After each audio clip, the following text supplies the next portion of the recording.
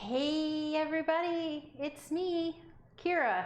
I'm doing my first solo live thing and we're calling it the Weekly Rewind, so thanks for being here with me. I'm pretty excited to be doing this because there are a lot of different games that we play every week, and I think it's fun to get a chance to talk about them because they're not all going to get review videos. If you watched our live chit chat, we talked a little bit about that. And that, hi Casey, and Carol and Jeff and Jeremy, everybody, thank you so much. We talked a little bit about why we don't cover everything, why we don't do negative reviews necessarily. It takes a lot of energy to do all that, but hey, we can do this little segment where we talk about the games we played, and you can find out why some of them may not make the cut of getting extra screen time, or maybe why they're going to hit our table multiple times, all of those things. That's what I'm here for. So, hey Australia, that's awesome. So hey, I've got a handful of games. Some of them are behind me. Obviously, the title of this episode gives you an impression. Hey Tantrum House, what's up? Gives you an impression of one of the games, which I specifically kept in the list for this week, even though it's technically from the week before, but because we talked about it on Chit Chat, and I know people are very curious about it, and that is Orléans Stories. Now, oh hey Randolph, Ontario, Canada, very cool. We've got people from everywhere joining today.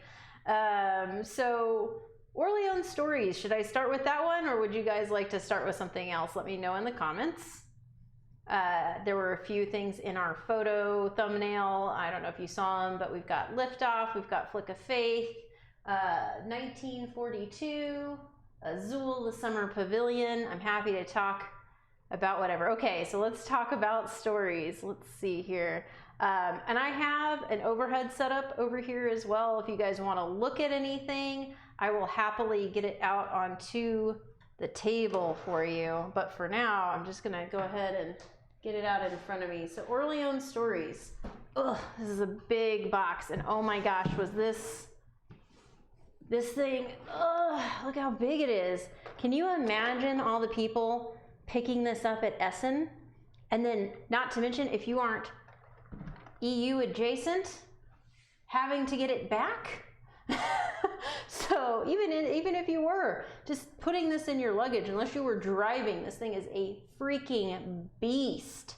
So Orléans Stories is definitely, was an insta-get for a lot of people. I know it was for, say, Jeremy, who we were over there, he'd pre-ordered it and gotten it from them as quickly as he possibly could. Now, if you like Orléans and what it does, you need to like erase that from your mind. Now, if you've never played Orléans and the things about this game seem entertaining to you, you may not have a problem. I think the disconnect here for a lot of people that have played it so far and are having similar responses to that of myself, Jeremy, and Ryan, are that you like Orléans, you like what Orléans does. It's a points game. Orléans Stories is a race game, which completely changes things. And then it also says stories in it, which makes you think there's going to be some story-based campaign-y type thing going on in here. Just a little bit. The story is pretty light. It's not really heavy. Hey Paul, what's going on? Yeah, the reviews aren't great, but I feel like my biggest thing about Orléans Stories that I want to make sure is super clear as well, we did not enjoy it, and I really didn't enjoy it, and I'll get into a little bit more of that here in a second. You have to make sure you know what it is when you're going in. If you're okay with all the things that it does, you may like it. I personally still don't think that it makes a difference to me. I've played race games that I don't hate. It's not my favorite style of game, but it feels like there's just some things missing here. So should I put it on the table? Would you guys like to see a little bit of what's in the box, or should we move on to the next game? I'll give you guys a second to give me an idea in the chat here.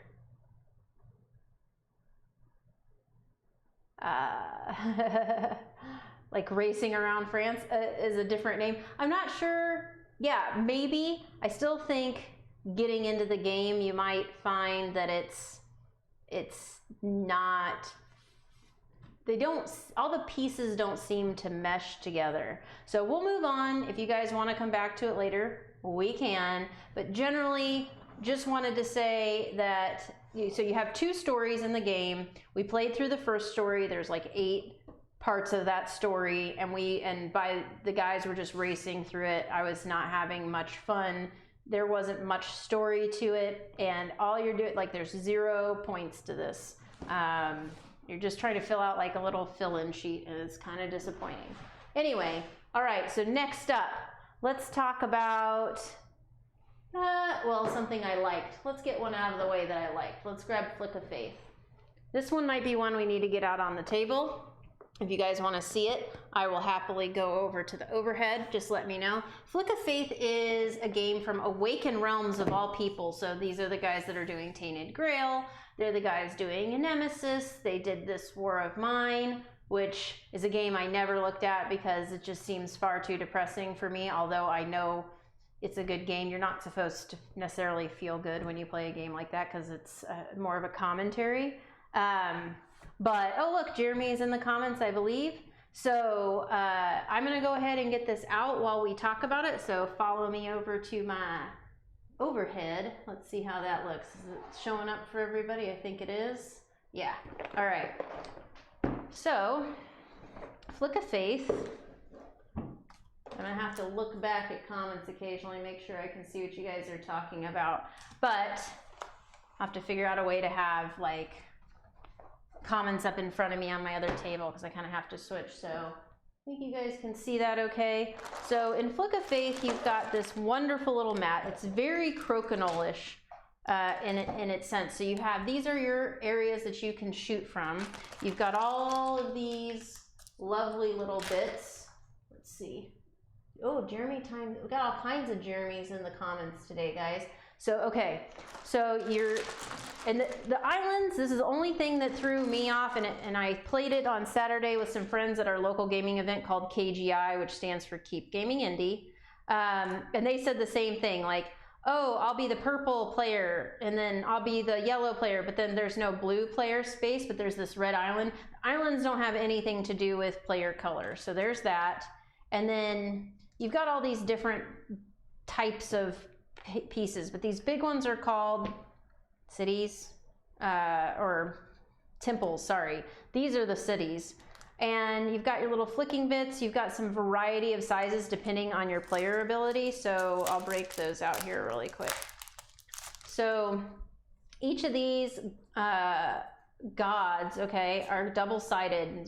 They've got different abilities based on what they are. So yesterday I played with and she allows you at the end of your turn, or at the end of your turn, if you've knocked anybody off of the map, then you get to keep them on your player card. And if you have 2 different ones, or 2 that are not your own on your map at the end of that round, they're worth 3 points. So it's like a really nice way to sneak in some points.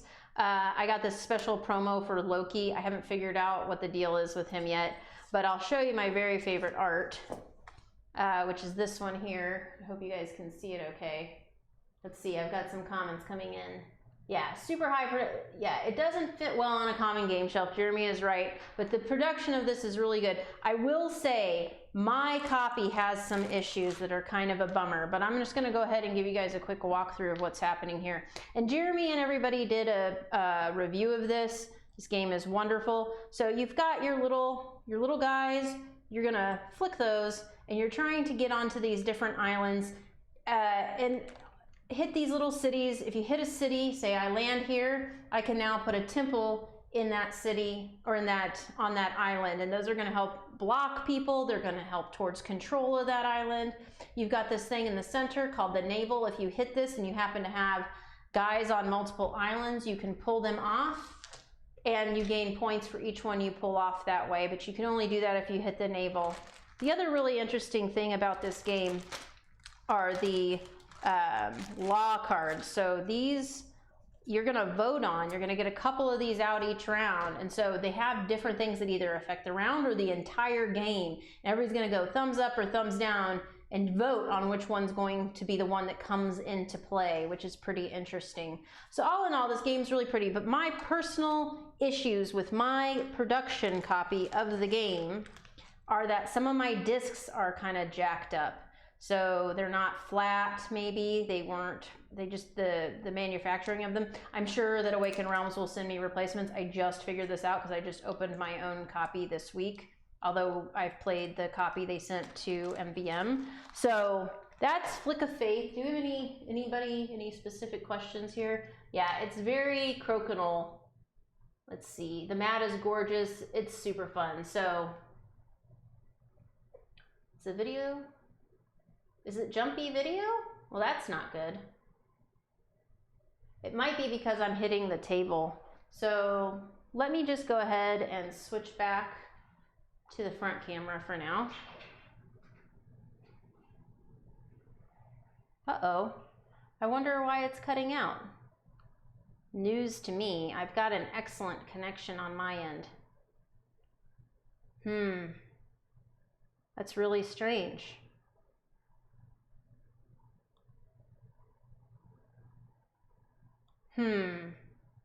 What a bummer. Hey, but you know what? First one.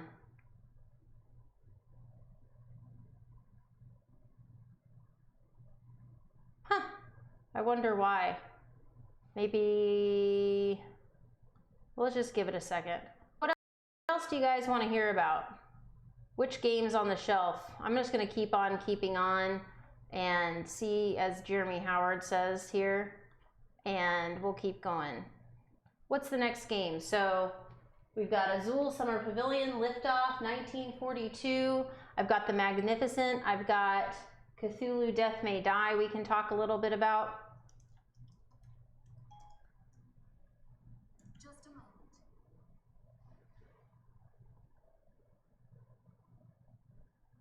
moment. Yeah, I know. Let me know what you guys think. I've got the resolution low. I've got it on ultra low latency. Let's see if there's anything I can do here. Settings. Output.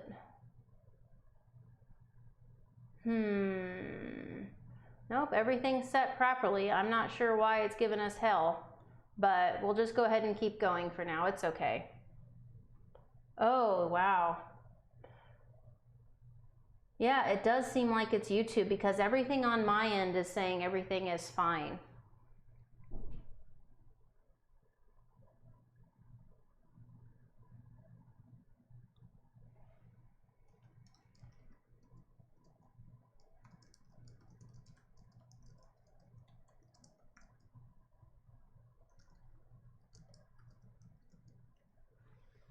Okay, we'll talk about Death May Die, and hopefully you guys can hear me okay.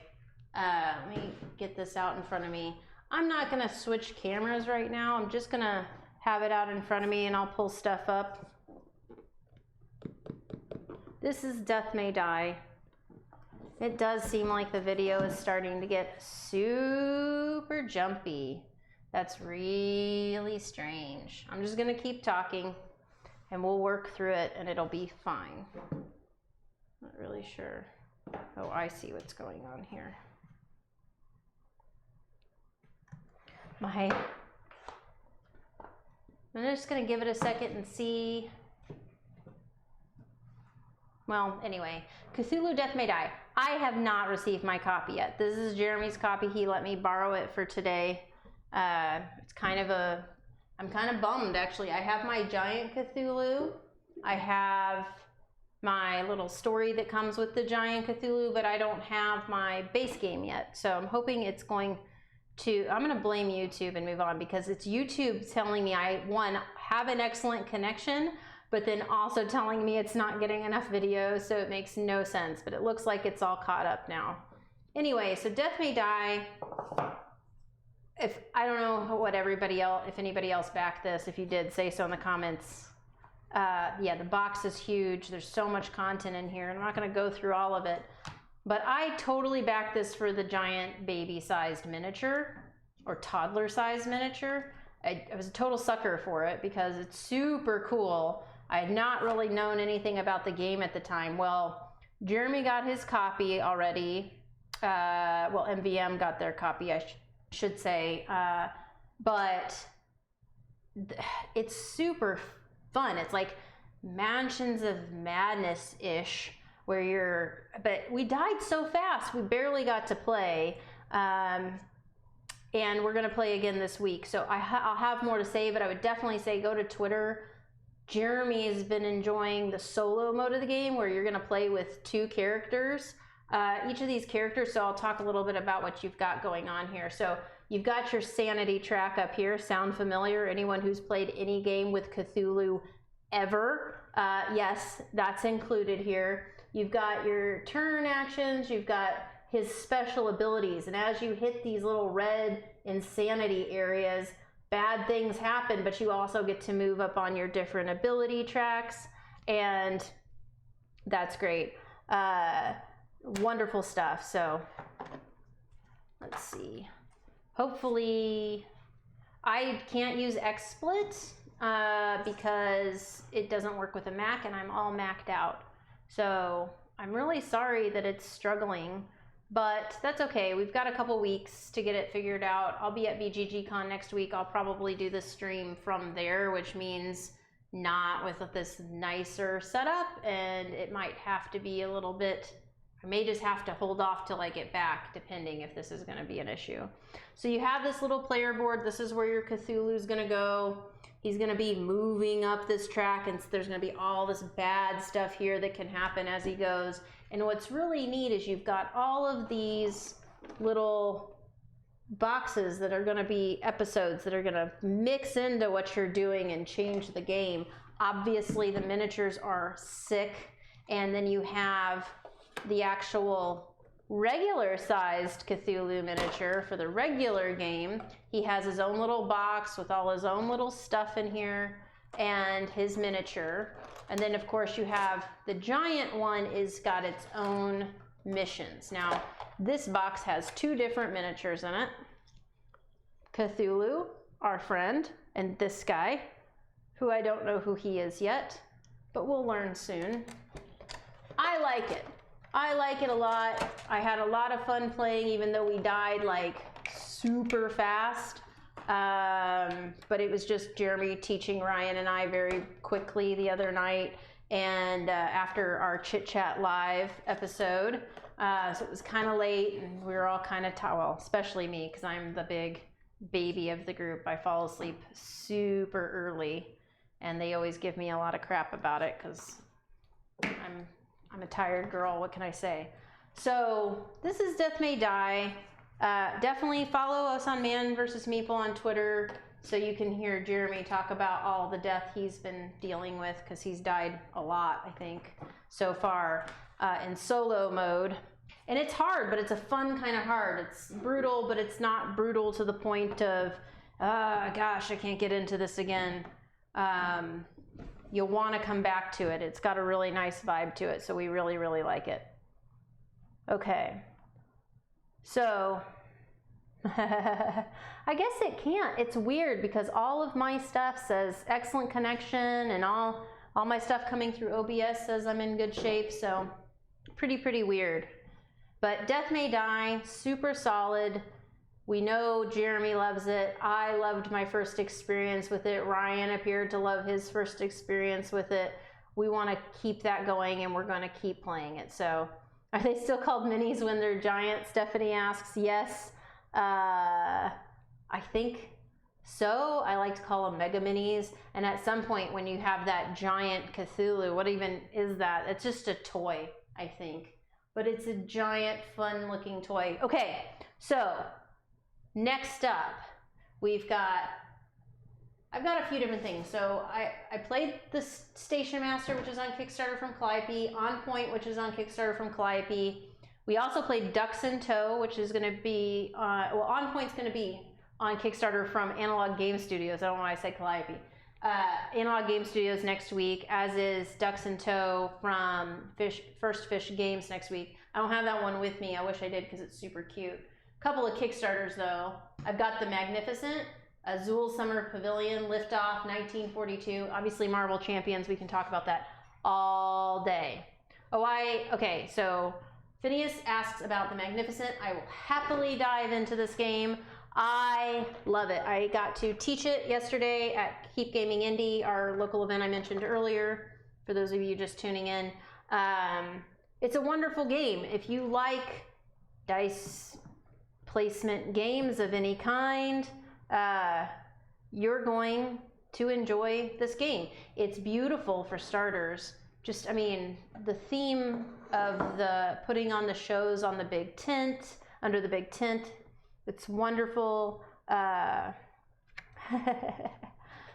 Thanks for joining us. Appreciate you guys being here. So it's going to be kind of hard for me to show all this on the screen since I'm not going to switch over to my other deal right now. But it's saying my bitrate is low on one end, and on the other end it's saying it's 4,500, even though it's saying it's only getting 2,800. That's so weird. We'll work on it. This is, you know, first time, and it is my brand new space, so we're getting used to it.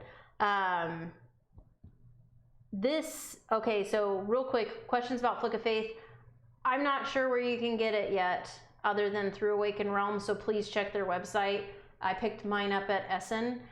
So back to the Magnificent.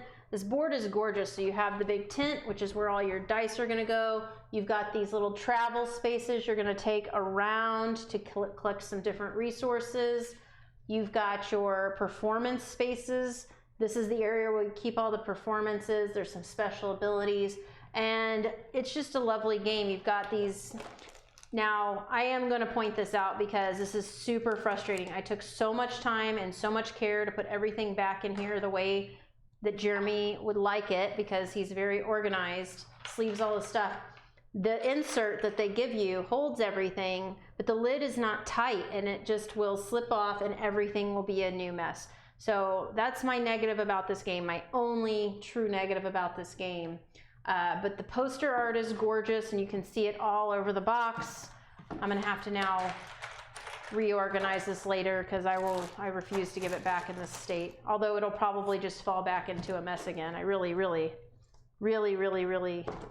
hate that little organizer, which it looks really great that you put all the pieces in one place, but at the same time, they don't stay in place. They're kind of hard to get out of the spaces, and they obviously fall out. So it's like the only negative. But on the positive side, in addition to enjoying the gameplay, you're going to enjoy lots of beautiful poster art for all the different performances you'll be putting on throughout the game. Highly recommend the Magnificent. Please check it out.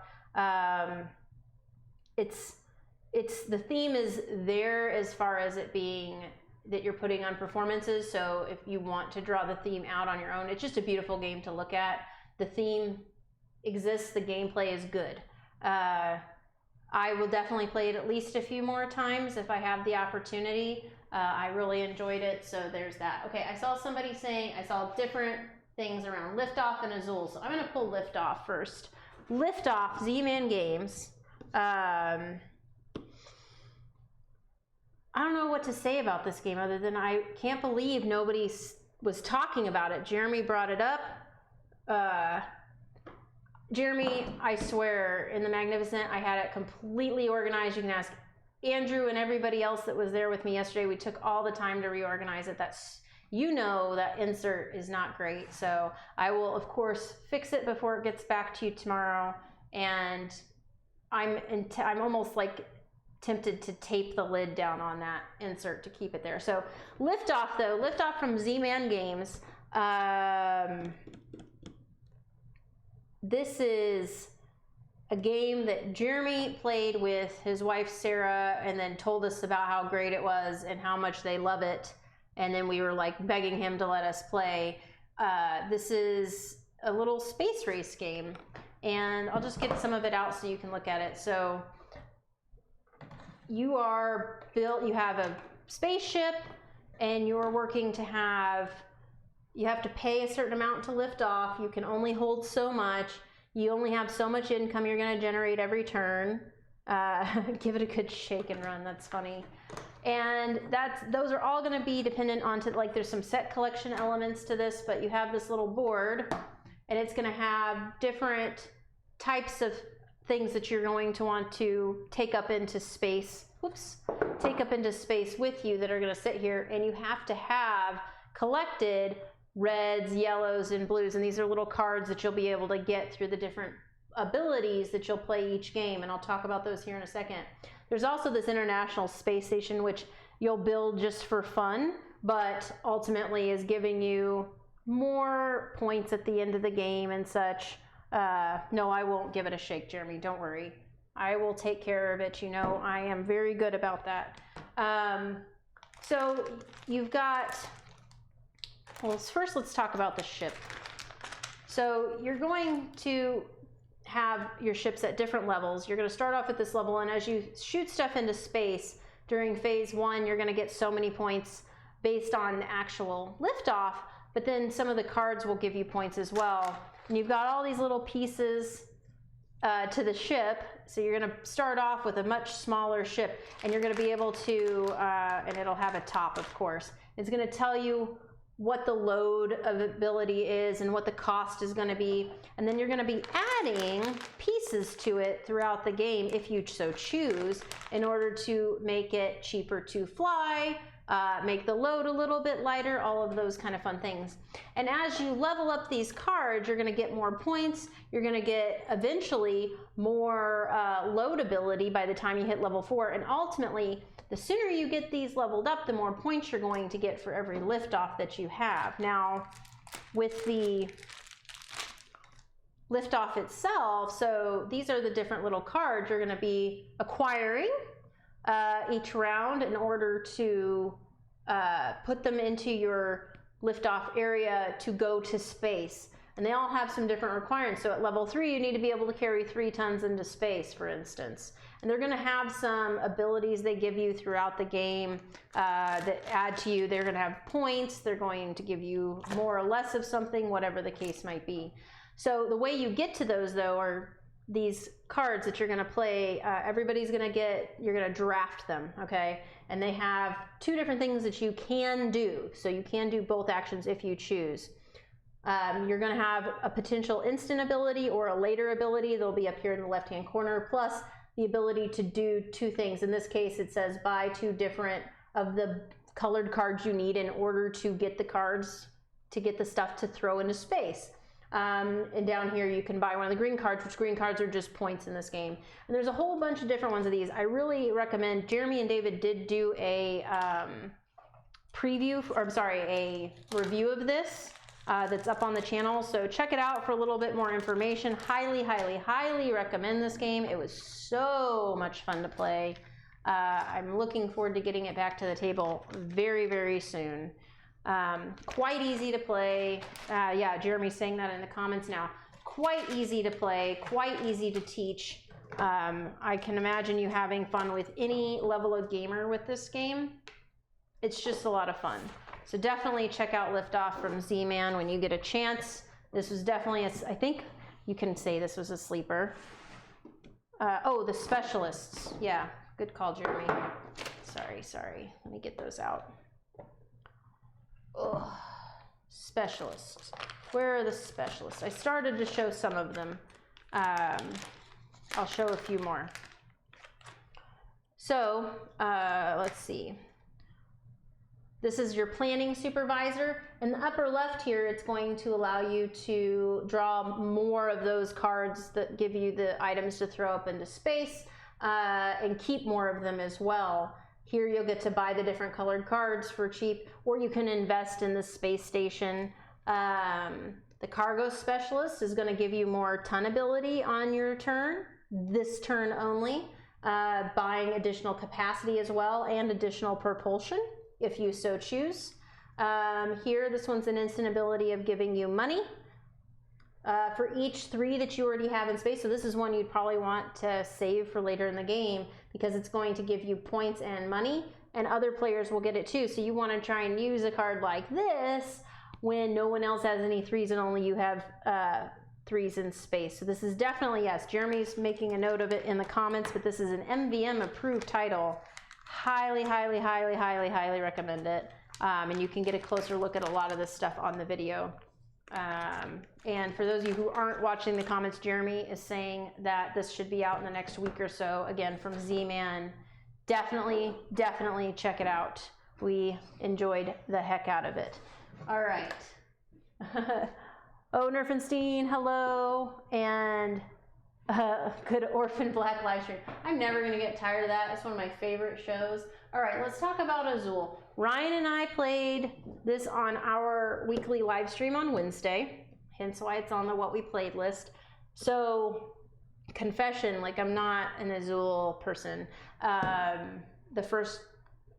never played it. Like I played it for the first time this year at Indie PopCon, which I think was back in like May, June timeframe. And I was okay. It was like, it was a fine experience. Didn't wow me, didn't make me want to go out and add Azul to my collection. I know people love it though, so I'm not hating on Azul. It's just not my kind. It's just not, it wasn't for me. Like it wasn't anything that stood out to me. I heard mixed stuff about the second one, so I never played that. The guys all played this and they proved it, and I said, okay, well, I'll give it a shot. Ryan and I played it on the live stream as my first play. I gotta say, I like this better than regular Azul. Personally, obviously all three of them love it. They approved it. But it's fun. It's different. I like the pieces. It's just, from a visual standpoint, it's doing a few different things than original Azul did. You've got these sets. You have to be able to have 6 of a blue to put a blue here and so on. You have to get rid of those. There's a changing, where's this player board thing? So every round, the wild is going to change every single round. I don't have anything against tiles. This is not my game. Anyway, so as you close off, so you build stuff around one of these spaces, you're going to get some additional draws from the center of this very pretty board that sits out in the middle for everybody. And so you do a statue, you get 2 guys, you get one of these things, you get 3 more, and you're pulling from here, and then those refill before the next player has to do anything. Now, on the other side, it's a little less colorful, but it allows you, you're not kind of forced into being like blue here, yellow here. You can start, but you have to do a whole color of one. And then down here, this is, you're trying to get one of each color in here, 1, 2, 3, 4, 5, 6, but on the other side, it's all 3. So you're gonna get a 3 red, 3, trying to get that filled in. And there are bonuses based on if you get the different colors filled all the way in, or if you get all the 1s, 2s, 3s, or 4s covered, and so on. So it's cute. I really like it. I like I liked it a lot better than regular Azul, and I would play this again. Will it end up in my collection? I don't know. I still don't know. I got a lot of games, and I don't know that this one replaces something else on my shelf that I would rather play instead with my group of friends that are outside of the MvM team.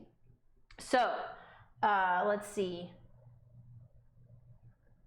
Favorite Azul. So that's my favorite Azul at this point. I don't have a lot of other Azuls to compare to, just the original. So let's see, what else do we got here? So 1942 USS Yorktown. So this is one, Jeremy talked about this quite a bit. He was, let's see, Tiny Epic Azul might get me. All right, Martin, you know me too well. You know me and my Tiny Epics. Yes, we'll see if Tiny Epic can come up with something like that would catch my attention. Jeremy says that for Azul, it's his favorite Azul. A great 4-player game since the tiles become very limited as it goes on, which is a reason I really enjoyed it. So totally agree with that. So I'm going to go on to 1942. This game, Jeremy was super hot on at Essen. We went over and tried to catch them multiple times before the show opened, because he was just anxious to get his hand on it because he likes World War II stuff, as do I. My dad and I like to talk, like has a lot of war history knowledge and everything. So when I find a game that has something to do with history, especially anything war related, I like to see if it's something worth picking up. Now, this game was interesting. I don't know that I didn't like it. I don't know that I would play it again.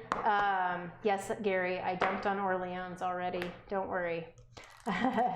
I went easy-ish on it because everybody was like, cool, we got what we needed, move on. I will happily continue if that's what people want. No, I'm just kidding. There's no real reason. It's not a game I'm ever going to play again. I did not enjoy it. So with 1942, you've got your USS Yorktown. This is the good guys, which is you. And I'm only saying that because in the context of this, you are on this side. And so you want to be the good guys. And then the other side is over here, the bad guys, if you will, the guys you're fighting off, okay? And you're creating these lines. You're trying to get the pilots off. You're trying to take the planes out of the air before they create lines because they cause problems for you and bad things happen. They drop bombs. And you really only need 3 hits to be out. So things happen super quickly and you have to manage fuel and you have to do all these things. And your planes, yeah, I'm right back to Jeremy's comment about Orléans stories. I was pretty excited about it because everybody else was excited about it. And I know Orléans is a favorite game of the group. And I was thinking, ooh, stories. You guys know me. I love story stuff. It was a massive bummer. So back to this game, though. I'm going to see if I can find one of the planes here. So, whoops. You've got your planes. And so depending on how many player count is how many planes you're controlling. So you've got a plane and it looks like, whoops, like this is the tail, this is the middle Kira, all right, this is the front end of the plane, okay? So, assuming I have this lined up correctly, yes, I do. Okay, it's hard, it's all real-timey, purely cooperative. You have 30 minutes. 30 minutes to play this game, and this is your plane, and as you mess up your plane, you have to flip it over. And it's like, oh, now your plane is busted. But you can also increase your abilities, which are going to give you more stuff throughout the game. This is your fuel management. You have to do all these crazy things to land and take off. But it's all happening in real time. And the first time we played it, we didn't even do it in real time because we want to make sure we understood the game first. And I don't know. Like, I'm not against real-time games. But I will say they're not my favorite, and so this one's kind of I might break it out and play it with my dad just for fun, but I actually don't think he will really like the real-time element either. But it is an interesting theme, and the work you have to do in the game, it's not easy at all, and so there's a lot of management and thinking on your feet in this game. So if you like that and you don't mind dice rolling your life away, which is always a hard thing for me in games because you need some ability to mitigate those dice, which you can keep rolling as much as you want to get what you want, but when you get ones, they're locked and they lose you fuel, and it's just very stressful. Yeah, I didn't really, I get why there were 3 cards because each of the parts of the plane needed to be able to flip. And they all have, so they made it different sections because each section has a different purpose, whatever, but meh, 50-50 on that. Okay, so other games we've been playing, let's see. We played Ducks in Tow, which I don't have that in front of me. We're going to have a preview for that up for Tuesday when they launch. It's Stephanie Kwok. It's her 2nd game. It's First Fish Games, and the art is Andrew Bosley. So Everdell, Tapestry, he's doing lots of really good stuff. Yes, time games give me anxiety going back to 1942, but forward to Ducks in Tow. Adorable theme. I couldn't help myself. I'm like, oh, look at all my ducky boys. They're towing around me. You've got these little meeples that have these little acrylic bases on the back, and you're putting the ducks in tow, and you're taking them to their favorite places around the park, and you are taking pictures with them and then dispersing them back into the park, and they go out and have along their merry way, and you're feeding them, and you're doing all these things, and you're trying to create this panorama, or not panorama, but like, you're taking all the photographs of the locations you've been at and you're lining them up, and there are duck spaces on each of those cards. Some of them are empty and some of them are colored in with the different colored ducks you're delivering to those locations. You're going to try and make contiguous lines of those colors as you line up those cards. Those are going to be points at the end of the game, and then they have these little formation cards. So as you have them filled in on the cards, you can grab one of those formation cards that matches the ones you've got filled in, gives you extra points. And if you need a space filled in, you can adopt the little duckies into your life, and you can fill in those spots. It's very, very cute. So Ducks in Tow is wonderfully adorable game. I'm very excited about, from Stephanie and Andrew and First Fish. So the other Kickstarter game we just played was On Point. This is the ballet board game, which I gotta say, like, at first I was like, oh, that's cute, there'll be people that like that, and then I got it out, and it's, for a prototype, it's a prototype, but you can tell where they're going and where the final components are going to be. I'm not going to go into it. We're going to have a preview for it, and they'll have the Kickstarter up on Tuesday, and you'll get to see everything in person. But if you know anything about ballet, it's a lot of work to get to the point to be on the center stage.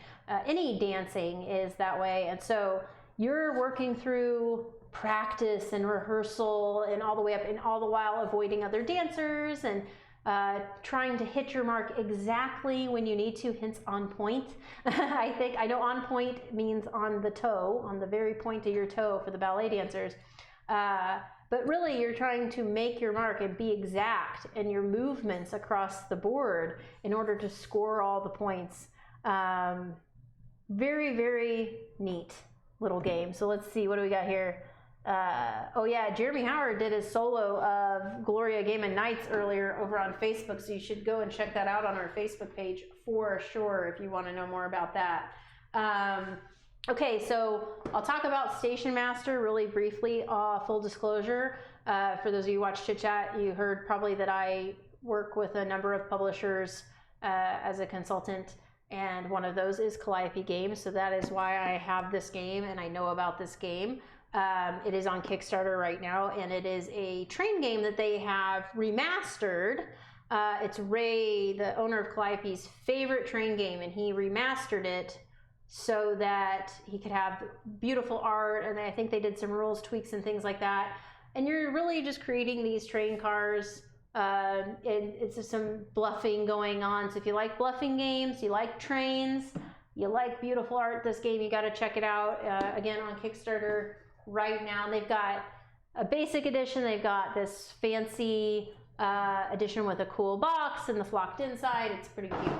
So let's see, what else are we going to talk about today? Let's see, Toe Crushingly Unique. Very cute, guys, very cute.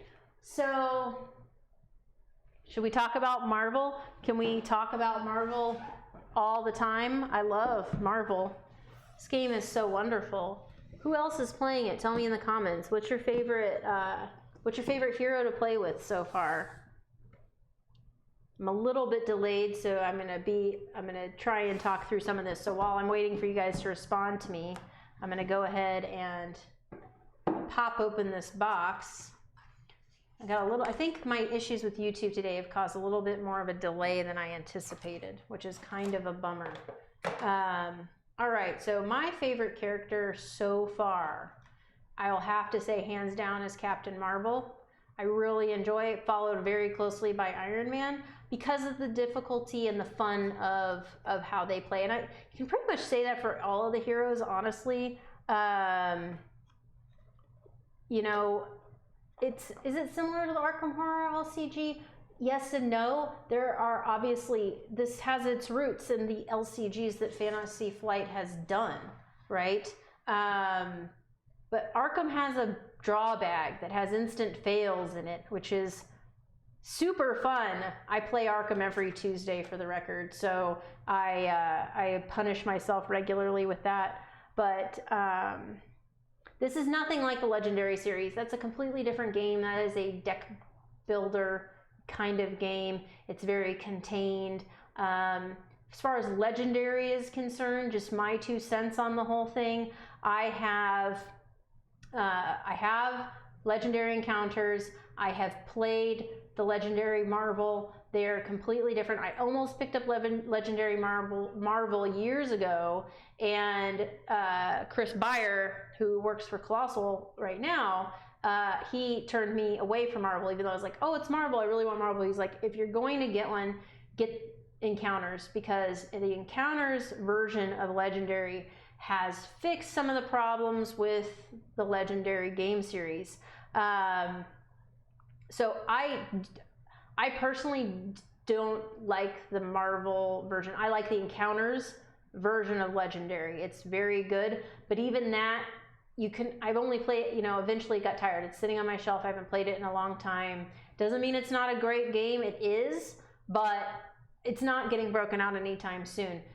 Partially because as much as I love the Alien IP, I love Marvel more. What I wanted out of Legendary with Marvel, I didn't get. What I want out of Marvel and an LCG, I'm getting with Marvel Champions, and there's lots more awesome characters coming.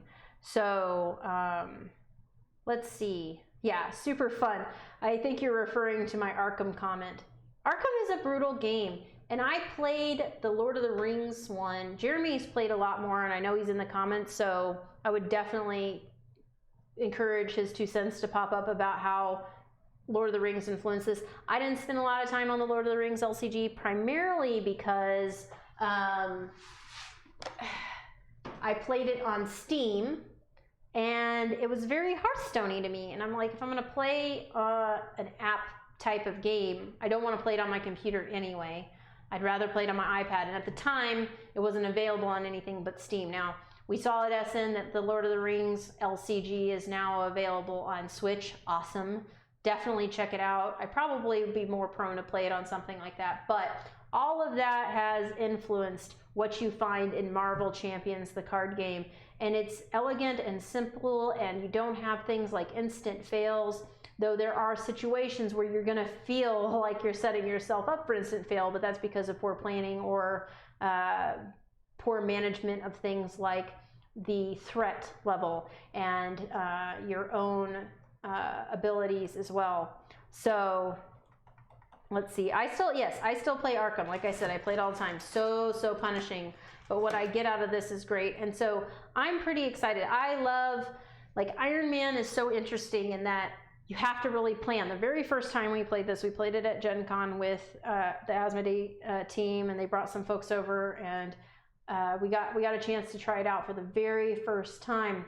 And of course I love Iron Man, so I put Iron Man in front of me. I'm super excited, and I like read his thing, and it just didn't click to me for whatever reason, and I flipped him over to Iron Man right away. And for those of you who don't know, like, his hand size is 1 when he's Iron Man, unless he's got equipment, because he's Iron Man. So, like, you have to have equipped him with his suit pieces first in order to have a decent hand size. And that really hindered me, and I died super freaking fast. Marvel is, yes, I would agree with Jeremy. Marvel's the best one of these yet. It's just really solid. So I like Iron Man, but he's tough. I like T'Challa. He's a Black Panther because it's just really interesting, and his Wakanda Forever thing is super cool. But it's hard for me to get away from Captain Marvel. And yeah, we did a bunch of cool little videos telling you about him. And she's a glass cannon. She's shooting, like, the energy, and having energy in her deck is so powerful if you manage it properly. She's excellent, but they're all great. Every single hero is enjoyable to play with, and we really like it. So I'm looking forward to getting Captain Marvel. I'm looking forward to I'm looking forward more to, I'm sorry, I said Captain Marvel, Captain America. Looking forward to Captain America and Thor quite a bit. Miss Marvel is not a character that I ever got really attached to in the comics, and so I'm sure she's also going to be awesome, but I don't have a lot about her, so the excitement for her over, say, a Thor isn't there for me. But, say, getting Green Goblin out, getting more villains out is going to be super fun. Okay, so I'm going to shut up about Marvel because we're talking about my Archivo, and while we have not played it this week, we have played it. We played it at Essen. We played a abbreviated version of it. Had a wonderful experience with it. It was a ridiculously long teach though, like the longest teach ever. 50 minutes is what it took us to get through that teach. And when Jeremy taught it to Andrew, when we played it for the second time here back at home, it took him about 40 minutes for that teach. And so being a good teacher of that game, having good listeners is going to help. It is definitely of the capstone games that we have been excited about. So we've got Crystal Palace, Cooper Island, Maracaibo. It's hard to put them in an order. I would say Crystal Palace, Maracaibo, Cooper Island, but they're all really great games that I really, really enjoy. And I think that they're all worth checking out. So it really just depends on your taste. Maracaibo, once you get through that super long teach, it is absolutely super quick. And there's some fun little elements that will change the gameplay as you go if you choose to play that way. Just a heck of a lot of fun. And the theme is whatever. If you like the Great Western Trails of the world and things like that, you will like Maracaibo. It's obviously a longer teach, like we said, but you can't go wrong with a Pfister game. I think they're all really good. So oh yeah, Jeremy's talking about it in there. All of the games, a few of his games we really like, it's like they're all in there. So if you like Blackout Hong Kong, you like Great Western Trail. I've never played Mombasa, but I know I've heard a lot of good things about it, so obviously I should probably add that to my list. I don't think Crystal Palace would work for your group. So Crystal Palace, I just want to talk about that, even though it's not, again, one we've played in the last week. It's so good. The thing about the dice in this game is you set the dice face to any face that you want. You just have to be able to pay for it. So it's a management, it's like risk reward all the way around. I mean, Ryan won one of the games by going into debt, which we didn't think was actually going to work, which was fun to watch and see happen. Then he tried it again and it failed miserably, which is also fun to watch. But Crystal Palace was phenomenal. And I definitely think you should at least try it out. But you know your group, you know yourself, so make sure you understand, just like any of these games, like go back to Orléans Stories and any of the other ones, know the game before you jump into it and make sure. But yeah, Maracaibo, Jeremy has a great point in the comments. He's saying it has a great feedback loop. I would agree. I think the only thing that bummed me out when we played last time was that Jeremy's very good at identifying the path to victory, if you will. I'm more of an explorer in certain games. I do still like my points. I want to win. But this is one of those games that made me want to explore because there were some story elements to unlock and change the game, and I wanted to spend time exploring those. But as we got to that last round of the game, Jeremy's shooting through, and it's kind of like, whoa, I gotta make a decision here. Do I keep going down that road and risk losing out on some other things in order to accomplish this little story I'm curious about? No, I'm going to skip ahead and just skip over that part, which kind of bummed me out. I didn't want to be forced to do that, but that is the game, and ultimately I still really enjoyed it, and I know we're going to be able to unlock more of that stuff in future plays. So definitely think we should play it. Outside of that, what's coming down the pipeline that you guys have seen that you'd like us to be talking about? I know we've got several things that are showing up. We've got more of the Essen things on our list to get played, of course. I've got a stack of games that are showing up, some Kickstarter deliveries finally that I want to dive into as well, and the BGG-Con next week, so we'll be playing through a lot of interesting stuff there, I'm sure. Yes, I would agree. Crystal Palace is perfect as far as the Euro goes. It's really, really lovely. Definitely love it. Obviously, you can see there's a reason why we all play games together. We have similar tastes. So anyway, what games... Jeremy Pearson says he plays like I play, but what games do you guys want us to maybe check out? We've got a lot of them, so you guys have seen our Essen streams and things like that, or maybe there's just some games that you've heard that are on their way. So we want to know what games you're curious. Oh, sorry. This says the legacy element. Oh, for the Maracaibo campaign. Oh yeah, Ella and something shiny. So for Maracaibo, there's a card that sits out and it puts some specific things on the board when you're playing, and you'll stop and you'll do those things, and they will, once you've accomplished them, something else comes out. It says, once you do this, pull card X, and then that card sits off until the end of the round, and then you flip it over. This is my fun part. And again, the story part's very light. It's really just to change your game. It's going to bring in new cards to the different type of people you can hire. It's going to change the actual map, so there's going to be tiles that lay over the map and do something different. In one of the rounds, we had something that gave us something special on the map. It was its own tile. Once it was complete, there was a new card that came out. We read at the end of the round, and lo and behold, it literally changes the map, and now suddenly there's this new quest place, and every single time a quest goes away, a new one refills its place, which, if you don't know anything about the game yet, that is not the case. Those quests are limited. So it's really cool how that that added to the overall play experience, because it's not just it gives you a reason to go back and play it. Not just because you enjoy the game, but because there's something new to discover, there's something new to explore each time you play. So I haven't seen this Ella and something shiny thing. I have it on my list to go back and watch. I missed it somehow, and now you guys reminded me in the comments. I will definitely have to check that out. Oh, Atlantis Rising. So definitely Jeremy Howard should be getting a copy of that in the coming weeks. We know it's on a boat right now on its way here. Jeremy Howard's going to do a solo for that, for Atlantis Rising, which looks beautiful. Let's see, what else are you guys asking for?